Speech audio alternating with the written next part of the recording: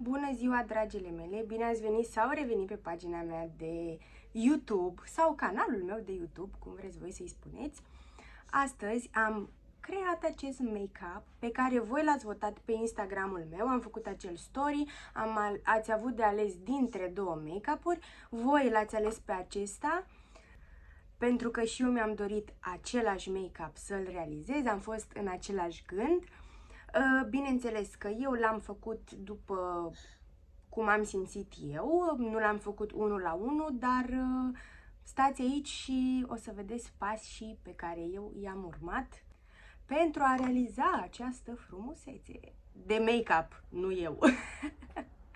Ok, vă urez vizionare plăcută și sper ca la sfârșit să primești și eu niște like-uri aici. Vă pup! Bun, înainte de toate mi-am pregătit tenul pentru a putea aplica make-up pe el, adică l-am hidratat.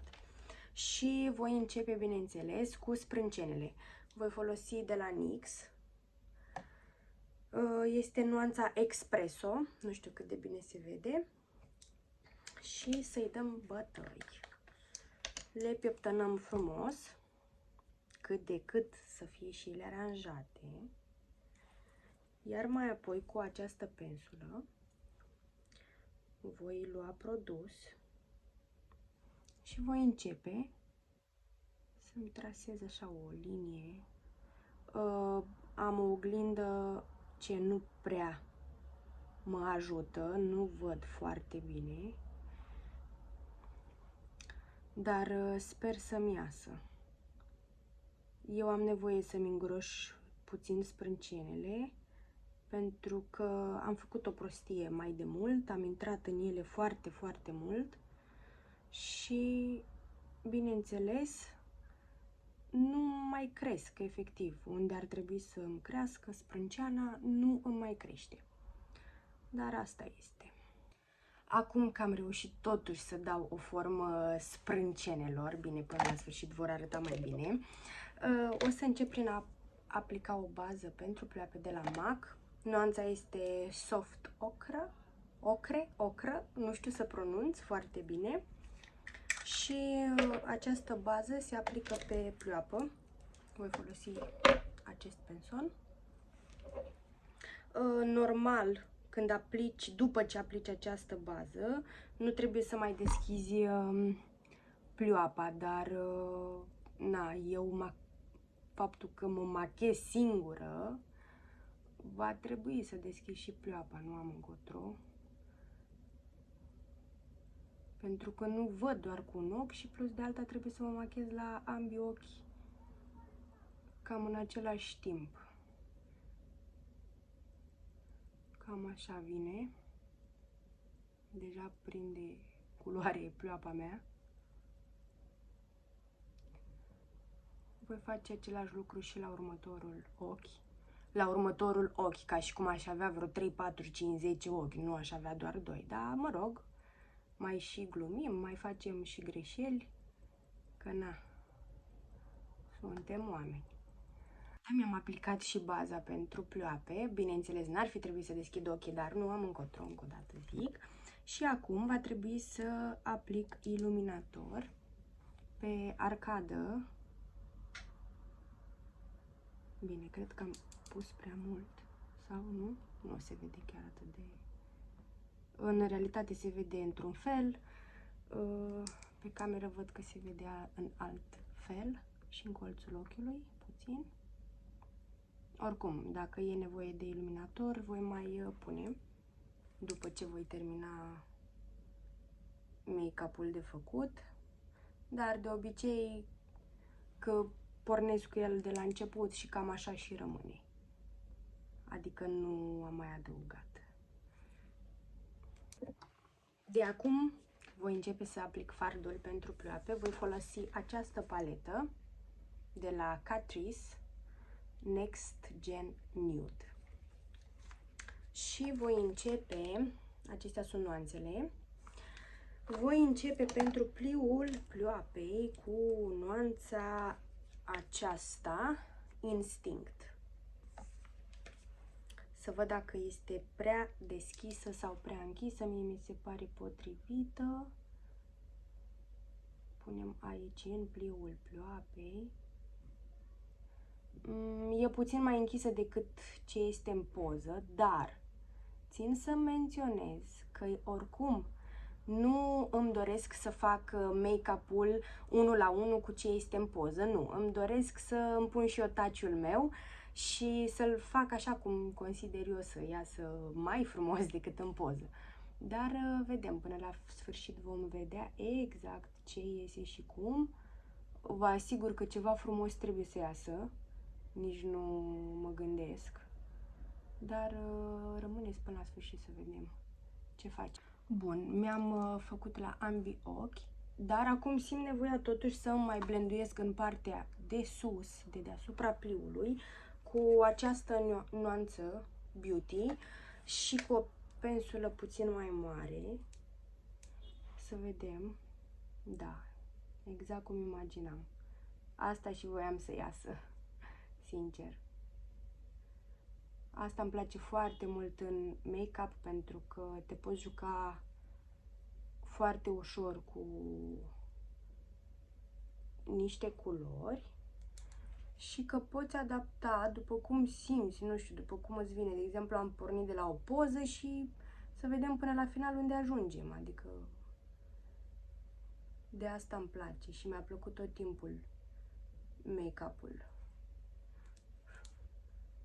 Treaba să fac unghii cu gel, să nu este pentru mine și nu mi-a plăcut niciodată. Mi s-a părut foarte migălos.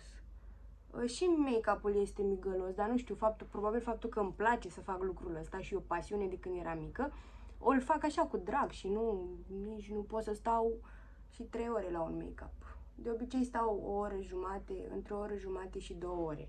Dar depinde și de make-up. Bun, acum pe un penson voi da puțin spray de fixare pentru a-l umezi. Bun. Am dat încolo pentru că aici am paletele și... Ok. Și voi lua această nuanță, tot din aceeași paletă. Aceasta. Provocativ se numește nuanța.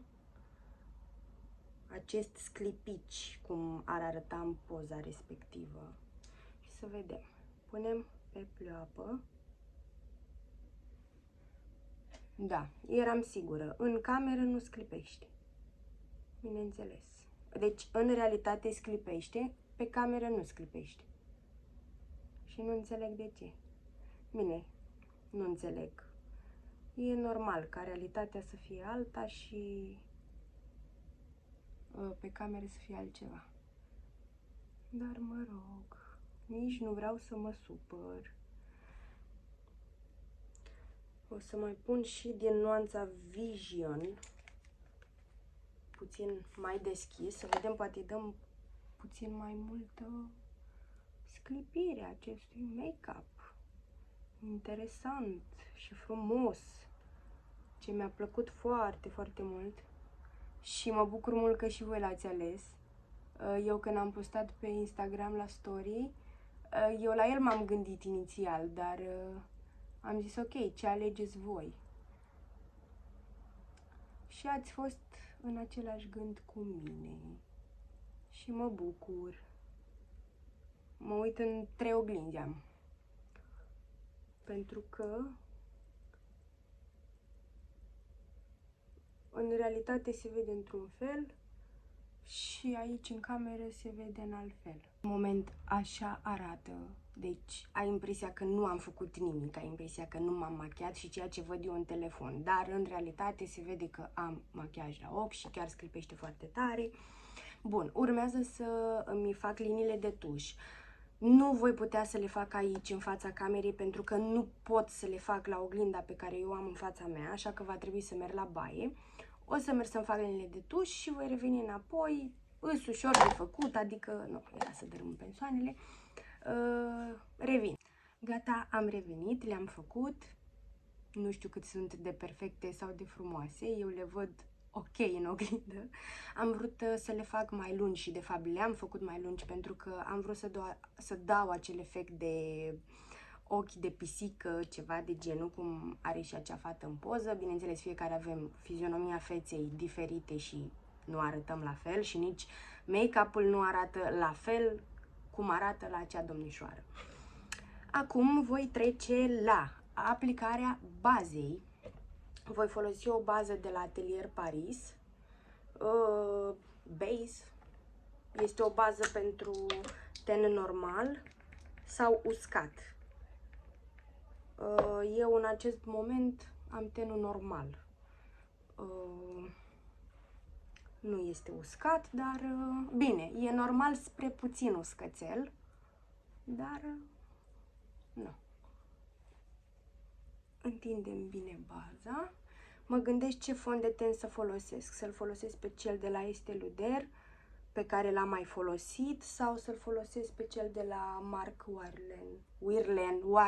Wirlen. Înțelegeți voi? Eu nu le am cu pronunțiile astea la... Nu mă dau ceea ce nu sunt. Înțelegeți voi că oricum eu vi le arăt aici pe cameră, adică nu este nicio problemă. Ne descurcăm, ne înțelegem, într-un fel sau altul trebuie să ajungem la o înțelegere, nu? Bun, am terminat cu baza și acum o să-mi aplic fondul de ten, dar bineînțeles am uitat să-mi ud burețelul, așa că fug repede să-l ud și mi aplic fondul. Era să uit înainte să îmi aplic fondul de ten pe față. După ce mi-am aplicat baza, mi-am corectat puțin fața, adică aici în jurul ochilor, adică la cearcăne și pe unde am anumite coșuri pe față roșii. Acum o să aplic fondul de ten, îl aplic pe acesta, cel de la Marc. Nuanța este sand beige. Nu știu cât de bine se vede, am și transpirat în palme, asta se vede. Da, nuanța este sand beige. Eu normal pe fetele ce le machez nu aplic fondul de ten așa, îl pun pe o paletă, îl întind cu un penson prima oară, iar apoi vin cu burețelul. Dar pe mine să-mi vină mai ușor și să termin mai repede, până se trezește și cea mică, o să blenduiesc direct așa. Dar nu este nicio problemă. Important este să îl așez bine pe față. După ce am aplicat minunatul fond de ten, că așa de mult îmi place, voi aplica acest concealer de la NYX. Nuanța este Fair. Înțelegeți voi ce vreau eu să spun? Pang, pang, pang, pang. Doamne, cât este de cremos. E prima oară când îl folosesc, abia ce l-am cumpărat și eu. Până acum am avut un concealer de la L'Oreal. Mulțumită și de acela, dar îmi place, el e foarte cremos. Și cu altă parte. Normal, acum ar fi trebuit să blenduiesc cu alt burețel, dar bineînțeles că nu am mai fost să iau și alt burețel. Nu, ce face puțină lene, dar blenduiesc cu partea cealaltă a burețelului. Pam, pam, pam, pam, pam, pam, pam. V-aș fi zis și un banc așa pe vlogul acesta, cât întinde toate treburile astea pe față, dar eu nu știu bancuri și chiar dacă aș ști, nu am acel haz, că știți voi, un om care zice un banc trebuie să aibă și hazul acela de a zice, adică, bă, să râzi, nu râzi de banc, cât râzi de cum l-a zis, știi? Dar nu, eu nu le am cu bancurile. Îmi place să ascult bancuri, să-mi zică altcineva, dar eu nu le am cu așa ceva. Bun, acum urmează să aplicăm pudra, dacă aș găsi-o. Am găsit-o, tot de la NYX și pudra. E light medium. O să aplic cu acest penson tot de la NYX. Dar în primul rând, stați așa că m-am amețit. În primul rând o să aplic cu un penson mai mic în această zonă a ochilor. Bineînțeles că voi veni din nou, dar am nevoie aici să fixez foarte bine fondul de ten. O să vedeți de ce, că mă gândesc că poate unele dintre voi în acest moment ați spus, bă, stați așa, asta a uitat că are și sub ochi de făcut make-up și de pus make-up, dar nu am uitat. Dar eu așa lucrez, eu așa fac machiajul. Acum fiecare fată îl face cum consideră și face pașii cum consideră ea. Ăștia sunt pașii pe care eu îi urmez.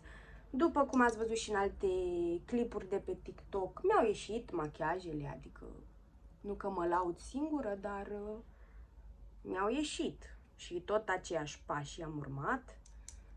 Așa că nu este nicio problemă. Nu am uitat că mai am de lucrat și în partea inferioară a ochilor. Doamne, ce-mi place pudra asta. Setează foarte bine fondul de ten. Și pe acesta de la Marc și pe acela de la Estée Lauder îl fixează bine. Eu mai am o pudră, dar aceea nu o folosesc pe mine. O folosesc pe fete. E o pudră mai scumpă. E o pudră mai scumpă. Nu o folosesc pe mine. Ce să zic. Poate când o să merg la un restaurant, la o petrecere, da, atunci da, ca să fiu țiplă, da, deocamdată pentru vlog și pentru acasă, că oricum o să mă demachiez după toată chestia asta, cred că vă dați seama. Merge și cu această pudră. Acum începem partea de jos a ochilor. Bun, voi începe cu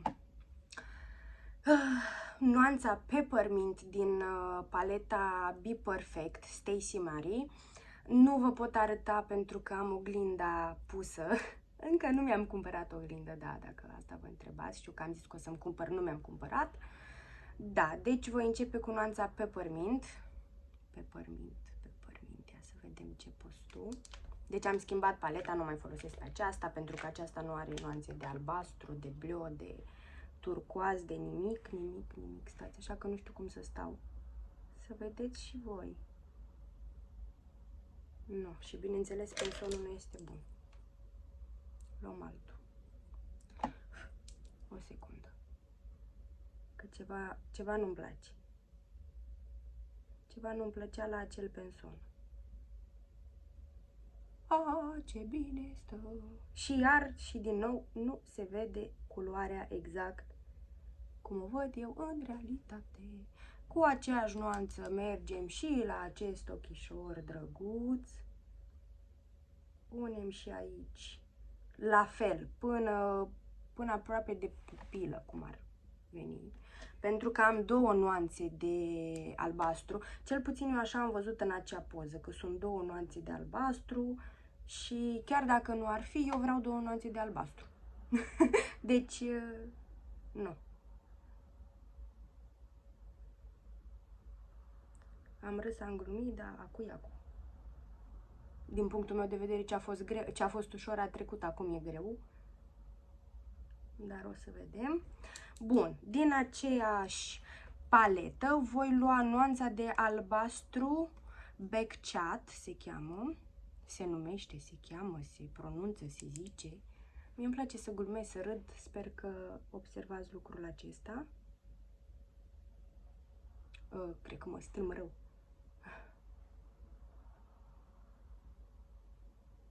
Nu-i nimic, mai punem câte un penson în ochi, ne mai dau lacrimile, ceea ce nu-mi doresc.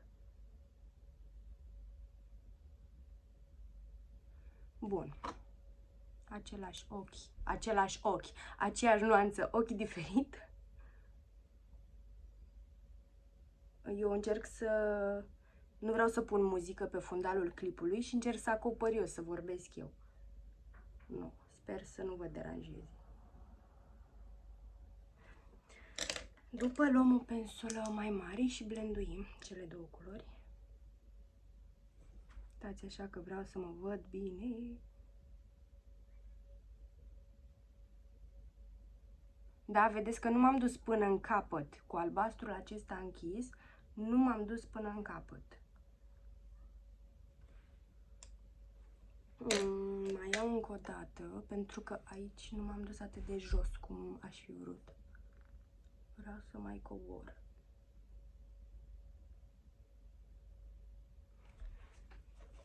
Bun. O să revin, nu vreau să vă plictisesc până o să setez exact ambii ochi să fie la fel. Bun, am setat cele două nuanțe de albastru și acum voi veni tot din aceeași paletă Be Perfect cu Inspire, nuanța Inspire, aici în colțul extern al ochiului.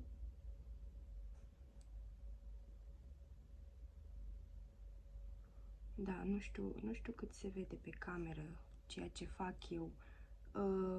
Încă o dată mă repet, da, nu știu cât de bine se vede. Eu în realitate, adică în oglindă văd altceva, iar în telefon văd altceva. Nu știu, probabil fetele ce fac aceste vloguri folosesc niște camere profesionale, niște habar n-am. Dar la mine nu prea se vede. Oricum voi face o poză și voi atașa-o la sfârșit.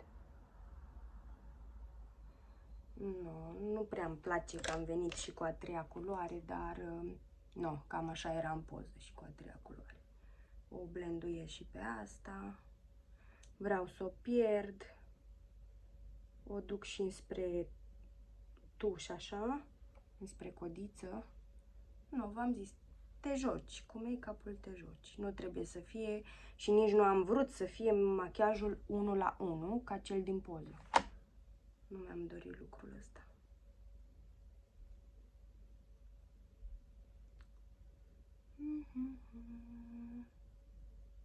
No.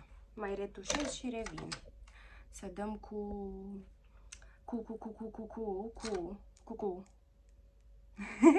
tuș și în partea de jos. Aveam un lap. Am făcut și partea de jos cu acel negru, cu acel tuș negru, iar acum vreau să-mi fac conturingul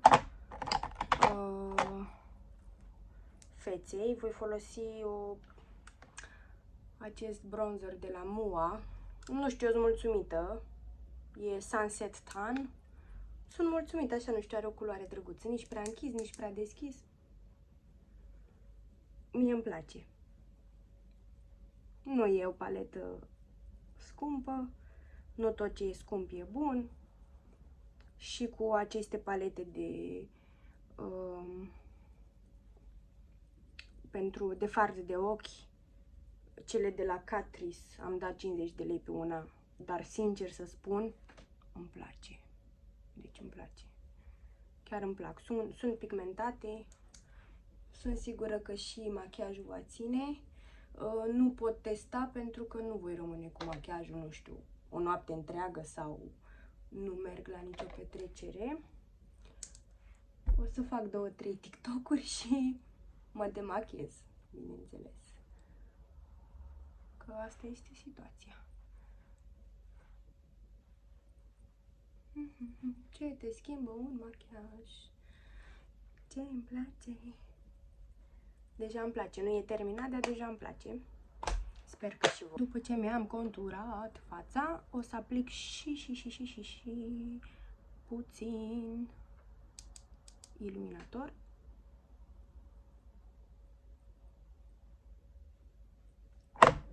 Îl aplic așa să fie aplicat. Pentru că nu știu cât de bine se vede pe cameră. Îmi fuge și oglinda.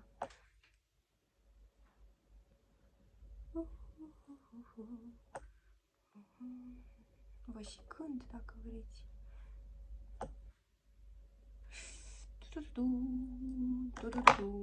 Ok. Acum urmează să-mi aplic genele și, bineînțeles, din nou trebuie să fug la baie să mi le pun, pentru că, din nou, nu pot aici. Mi-aplic genele, iar apoi venim cu rujul și make-up-ul este terminat. Până să îmi aplic genele, până să mă usucă și fug să le aplic, voiam să vă spun că folosesc gene de la Kailin din România. Acestea sunt Double 3, sunt mai stufoase, așa să spun. Îmi plac foarte mult, sunt foarte mulțumită de ele ca și gene. Stau foarte bine, se văd foarte frumos și da, în Anglia nu le pot comanda, dar mi le comand în România, iar din România tatăl meu îmi pune pachet cu produse. Pentru că oricum sunt multe produse ce aici nu le găsesc și ce îmi plac foarte mult și cam asta fac, le comand în România și de acolo tatăl meu mi le trimite aici. Pentru că am văzut calitatea lor și am zis de ce nu, adică de ce să schimb. Sincer, mi-am luat niște gene de pe eBay. Nu era chestia că sunt ieftine sau ceva, mi-am luat, zic să încerc, mi se păreau frumoase, dar au 2 metri și nu, deci nu se compară genele de la Kylie. Am fugit să-mi pun genele. Bun, am pus și genele. Aici nu-mi place ceva, nu-mi place de ce se vede așa. Din nou, eu în oglindă mă văd într-un fel, iar pe cameră, ori de la lumina asta se vede aici ca și cum ar fi geana strânsă, nu știu de ce. Astăzi mi-a mers prost. Și aici mi-am dat rimel, aștept să se usuce ca să curăț, bineînțeles. Așa. Pentru buze o să folosesc acest creion de la NYX. Este nuanța Nude Truffle. Haideți să vedem ce face acest Nude Truffle. O dăm pe franțuzește acum. Na. Normal, conturul se începe din partea de sus, eu am început din partea de jos, deci nu, azi am fost pe dos.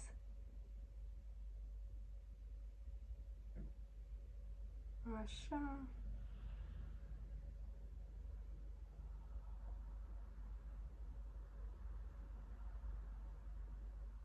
Mai ziceți voi ceva, că eu nu știu ce să zic. Că eu nu pot să vorbesc. Pentru că îmi fac buzele.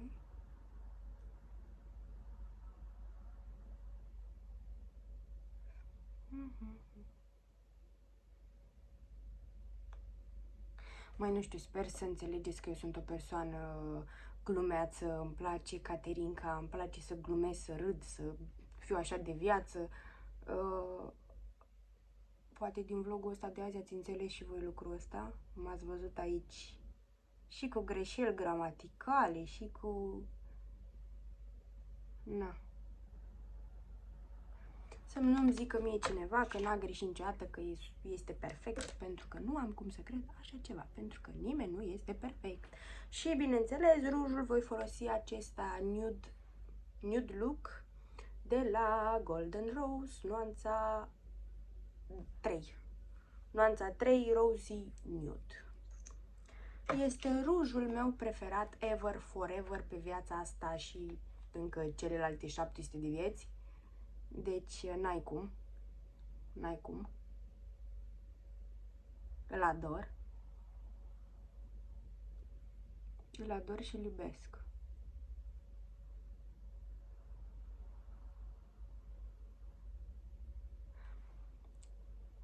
Wow. Wow. Deci, vedeți și voi, nu? Vedeți și voi un ruj cât poate fi de frumos.